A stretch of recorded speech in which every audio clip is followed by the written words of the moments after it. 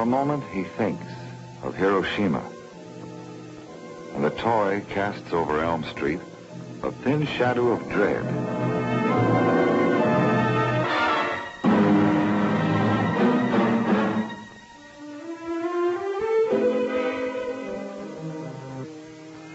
What might happen here is on Joe Griffith's mind, because his job as commander at a local Nike site is to help turn the shadow of dread which hangs over us all into a shield that will protect us all.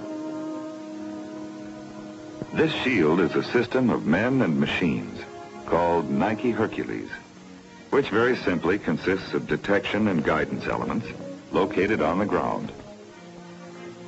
3 eyes, connected by electronic brain cells and nerves across several thousand yards. 2 sharp winged fists.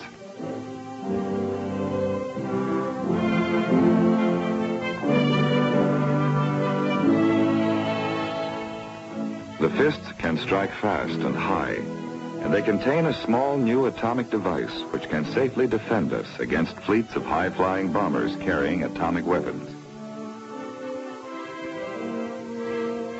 But the fists alone are not weapons.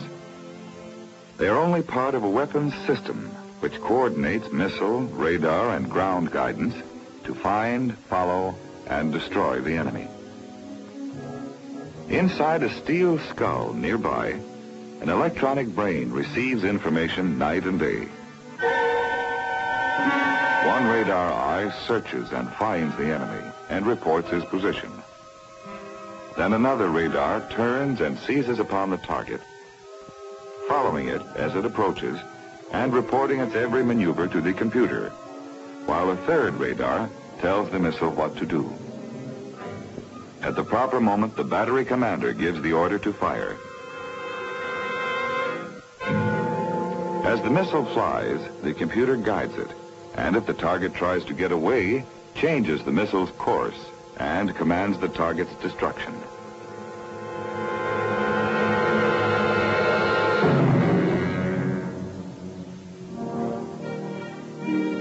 Protecting a large sector of sky at this Nike battery is the responsibility of Captain Griffith, who is supported by an interlocking series of human relationships. Civilian field engineers and Army ordnance officers are familiar visitors at Nike sites. Operational information is constantly being exchanged between designers, manufacturers, and the users of this new system. A system developed to extend our defensive shield and to include an atomic punch. Hercules was designed to fit into America's permanent defense in depth, which begins up north with the Dew Line and further south, the Mid-Canada Line. Both are backed up in the United States and Canada by other radar bases, and along the nation's coasts by specially equipped aircraft and picket ships. The first line of action is fighter aircraft,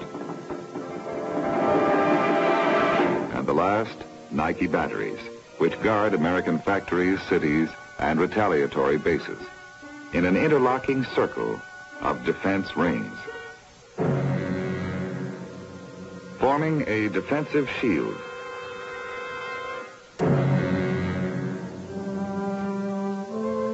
And who is to hang this shield? The United States Army Ordnance Missile Command assigned the project to the Bell telephone system, to its research and manufacturing arms, Bell Laboratories and Western Electric, who selected Douglas aircraft to work with them. These same partners had already made the Nike Ajax systems, now so widely deployed.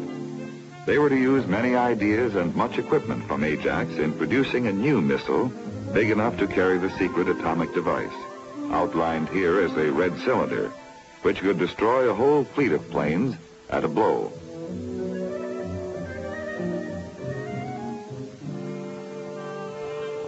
The weapon the engineers were asked to design must fly very high and very fast, yet it would not be shaped by performance alone.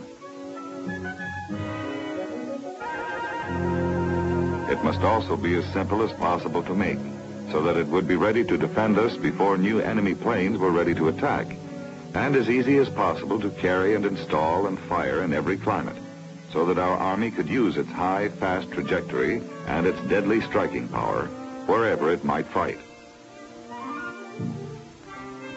But how is a man to surmount these problems?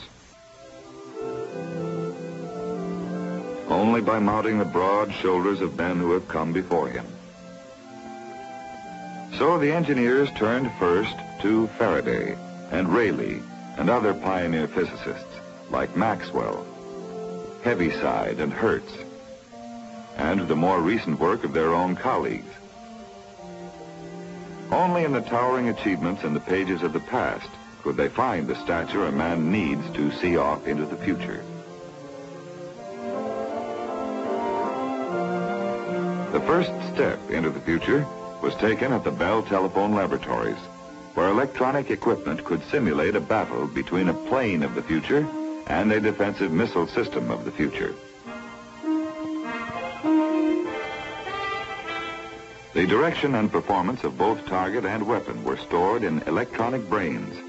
So were the ways in which a bomber pilot might suddenly twist and turn at supersonic speed in a program of evasive tactics.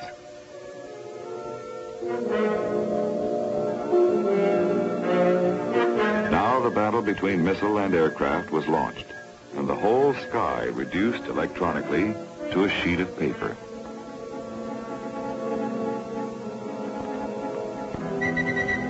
If the missile failed to intercept the target and the simulated battle for North America were lost, the dials could spin out a second chance.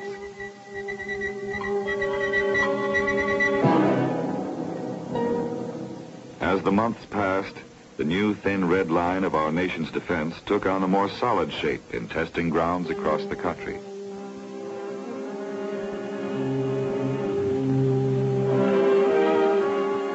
The Army Rocket and Guided Missile Agency's facilities at Redstone Arsenal echoed with the power of the new Hercules motor.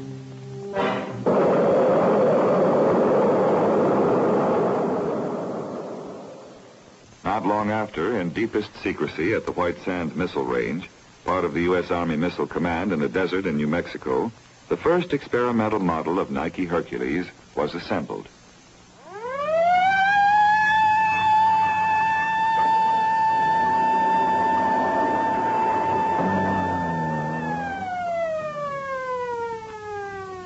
Project Command, this is Army Blockhouse. Go ahead, Blockhouse. Our missile preparations are complete. Roger. All looks well here. Complete your safety inspection. To the engineers from across the country who had gathered here at White Sands for the tests, the flight of this first missile would be more than an attempt to vault across space. It would be a journey through the wide, expanding world of modern mathematics and physics.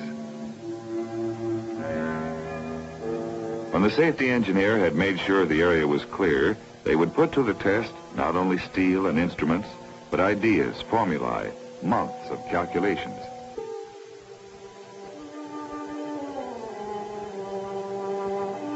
The area is all clear.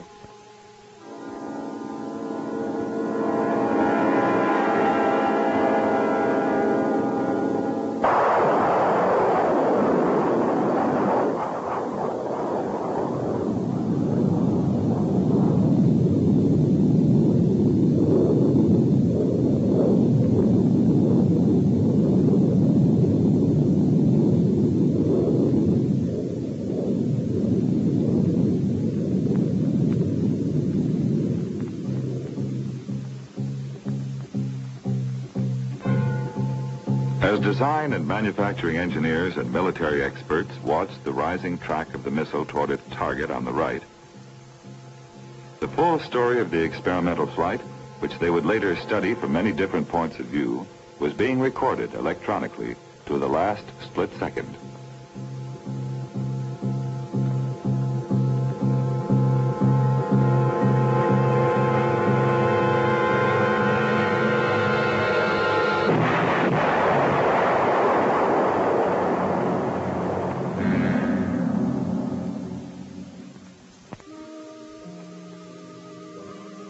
After each of many firings, photographic memories added their total recall of the flight to electronic records. This comparison of the missile's response in flight to guidance commands from the ground showed the first experimental models of NIKE Hercules had proven themselves. But graphs and formulae are not enough. You must turn to the faces of people. Men like Captain Griffith, who operated the successful NIKE Ajax batteries, and civilian field engineers who shared their daily routine with Ajax, day in, day out, in every climate, at every NIKE site. Their experience helped shape the equipment the new system would require, helped solve many problems in human engineering, verified that NIKE Hercules could be used as planned by soldiers who were not engineers. The NIKE Hercules prototype battery, one of the first systems off the production lines, was assembled for tests at White Sands Missile Range. Would the performance of factory-made equipment meet the standards set by the experimental model? Engineers met to plan an exhaustive test program to evaluate this prototype. Regular staff meetings were set up. A system of priorities was established to make the required tests in a logical sequence. For the first time, the military was introduced to Hercules hardware. There was much to explain and much to learn. So for 6 months, civilian engineers and military personnel lived on the missile range, methodically, systematically checking out the NIKE Hercules prototype. Men who had written operational manuals in New Jersey could now compare notes at White Sands with the men who would use and maintain the intricate electronic equipment. Were the manuals clear and concise? Did they contain information needed to operate NIKE Hercules at peak efficiency? The new system also included a new missile. Preparation techniques were checked and evaluated under the watchful eyes of engineers. Missile technicians ran through the checklist to see that the missile was ready to fly. It would fly from a launcher, which could be installed quickly, easily. The missile would lift from its launcher with the aid of a powerful booster.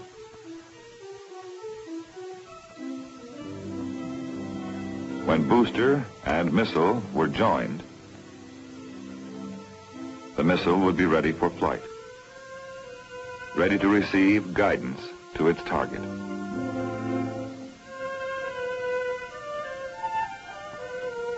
Time spent in the prototype area was time saved in the production schedule. Modifications suggested by this experience were quickly incorporated by Western Electric engineers to produce in quantity the delicate nerves and brains of NIKE Hercules.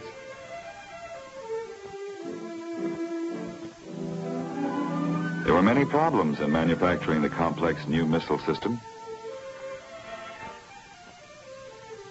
One was to make sure by careful tests that the many intricate parts of the system always worked properly when assembled together. Another problem, less obvious than lining up instruments against a radar beacon, was to line them up against the irrevocable schedule of America's defense. The making of the guidance system had to be synchronized with the work of hundreds of other businesses, from specialized workshops to the assembly lines of Douglas aircraft, where the muscles and sinews of the new Hercules were taking shape. In every plant, engineers mustered their every skill to make all the mechanical and electronic components of the system ready at the right time and place.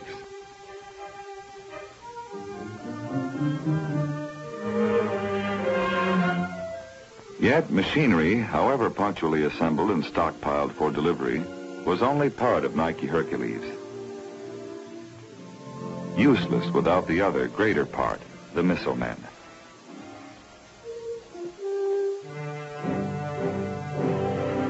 the Army Air Defense Center at Fort Bliss, Texas, came students to master their own particular jobs in the new system.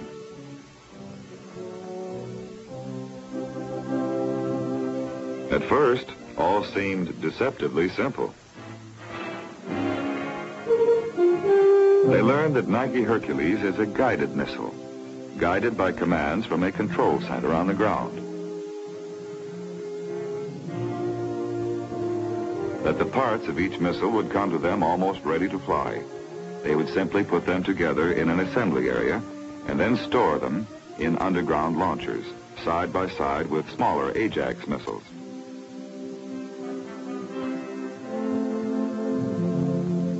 As the men studied, so did their officers.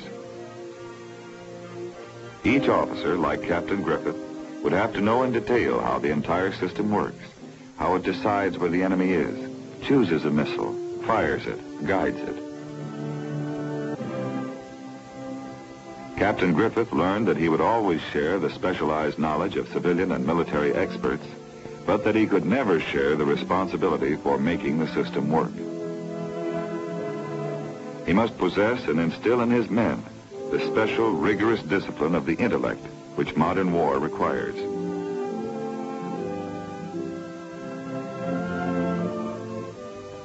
Some men, future guidance specialists, began to fix in their minds a clear picture of how invisible electronic impulses guide the missile. There was so much to understand and remember that at first it seemed impossible to grasp it all.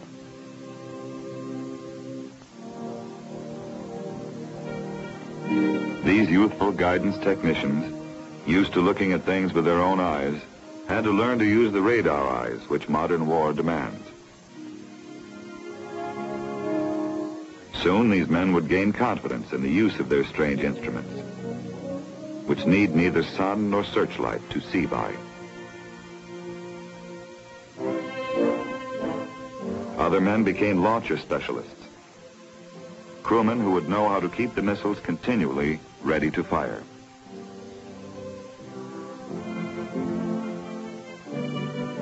As the weeks passed, the impossible became merely difficult, and then easy, and then second nature.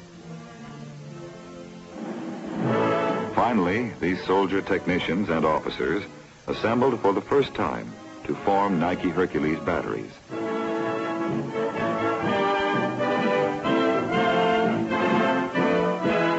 Captain Griffith assumed command of men with skills which had taken many weeks to develop. Now it was his job to weld together the two parts of the system, the men and the machines. As the machines arrived at Fort Bliss, they too were assembled into batteries. The eyes, brains, and fists were brought together for the first time by Western Electric engineers. With Army Ordnance experts, they checked everything, and now they placed each battery, together with a detailed record of how its parts functioned, a profile of its electronic personality, into the hands of the men who would use it. Here was the equipment Captain Griffith and his men would work with and live with from now on, and would take with them to the NIKE HERCULES base in their home community. As the battery trained, the central theme was safety. Electronic devices prevented accidental firings, but many additional precautions were taken. Red streamers were attached to parts which made the missile unable to fire. Yet even when the parts with streamers were removed, it would take a set of special keys to unlock the awesome power of the missile system. When safety precautions had become second nature to every man, it was time for Captain Griffith to lead his battery on the journey to McGregor Range, a few miles away in New Mexico. Across terrain upon which had been written many a chapter in the history of the United States.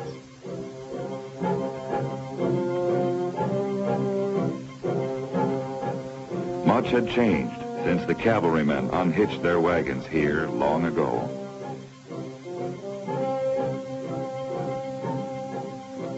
sentries of today, instead of looking out over a few miles of terrain for men on horseback, looked up across a battleground wide as the sky, searching out an enemy faster than sound.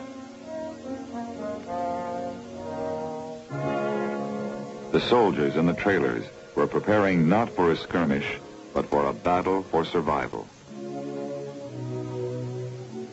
And the carbines of old had taken strange and new shapes. But though much had changed, the traditions of the United States Army remained all along the firing line at McGregor. Range officers controlled the firing of the many Hercules batteries, men like Captain Griffiths, who had come here for their baptism of fire, the test of their ability to operate NIKE Hercules. Battle stations. Blue status.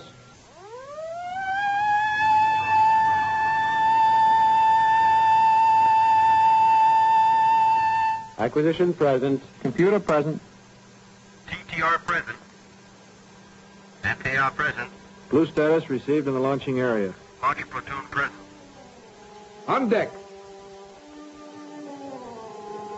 Now NIKE Hercules was ready to engage a mock enemy, a remotely controlled plane from a distant airfield. Search. The searching radar swept the skies for the unseen target. Challenge target. Is it friend or foe? No IFF. Target foe. Designate. The eye of the tracking radar swung to the target, and from now on would follow its every movement. Target. Presently, all would be automatic. Automatic. All the powers of decision of all those who had shaped the missile system, from Faraday down to the most junior crewmen, would be withdrawn as electronic hands took over. Launcher number 1 ready. Stand clear. Launcher number 1.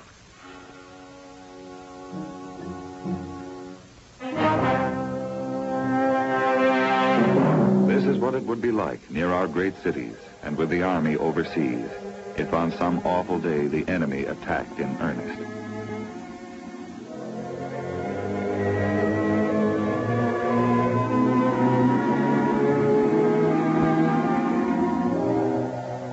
On the range, an inexpensive drone target simulated the enemy aircraft. This would be a dress rehearsal of what would happen if an enemy were to unleash the terrible heat and destruction of nuclear war.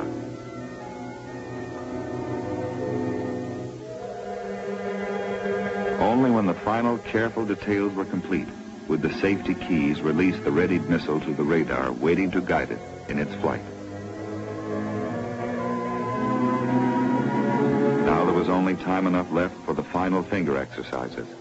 When the warning lights would switch to green, the missile would be ready to fire. Launching control group ready for action. Acquisition ready for red status. Computer ready for red status. TTR ready for red status. NKR ready for red status. Red status.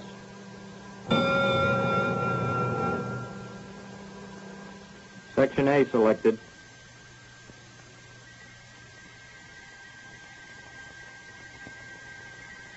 The missile radar pivoted toward the launching area and cast on the missile the electronic beam which would guide it in its flight.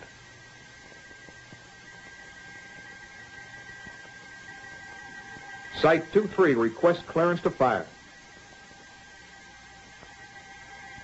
Surveillance. This is the range safety officer. Is the range radar clear? The range is radar clear. Site 2-3, you have final clearance to fire. In split seconds, the missile, armed with high explosive, would act out the role that can also speak with the awful voice of nuclear war. About to fire. 5, 4, 3, 2, 1. Fire.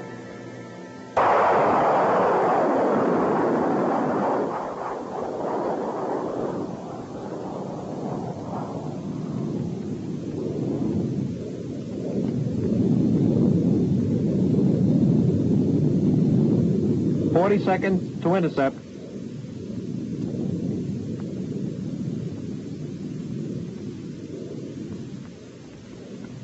"30 seconds to intercept." They could only wait and watch and listen to the heartbeat of a nation's survival. 20 seconds to intercept.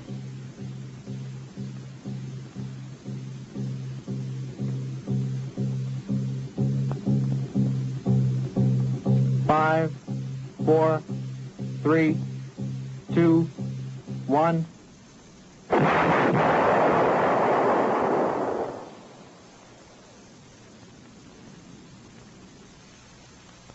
Site 2-3, firing successful.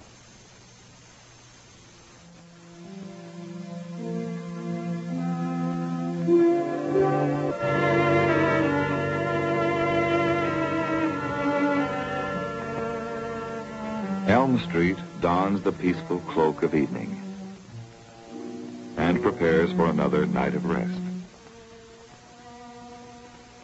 But these eyes are never closed. Men and machines are now one. NIKE Hercules is our assurance that what might happen will not happen here.